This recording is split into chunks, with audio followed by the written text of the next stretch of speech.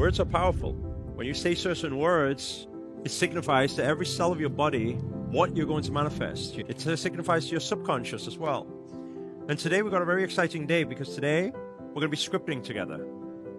One of the basic fundamentals when it comes to scripting, what we write down.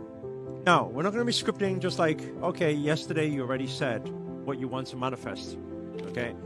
But we're going to get a lot more clarity on this. We're going to do it the proper way. We're going to show you how to do it the proper way.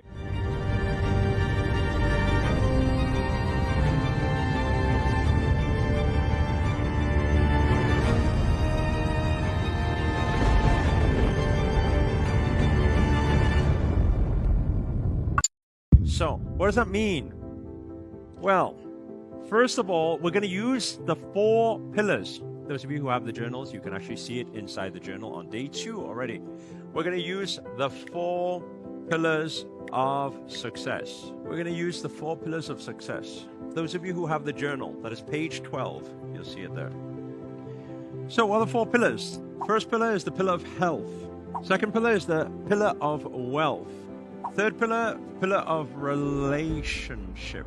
Fourth pillar is the pillar of purpose. When we script here at IAMRUS, we always script with these 4 dimensions included: health, wealth, relationship, and purpose. Every single time. We do not miss out any of these things. The biggest problem I see, remember yesterday we said, how many of you ever hit a goal before? Once you get to the goal, you can, is this really what I want? How many remember when I asked that question yesterday?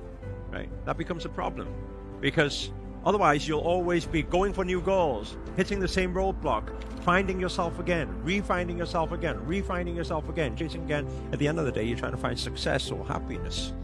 Where does happiness, where does fulfillment come from? Fulfillment comes from your balance of these 4 things. Let me ask you a question. Is health important? Yes or no? Health is important. Right? Health is important. But a lot of the time, when we are scripting, we usually miss out health.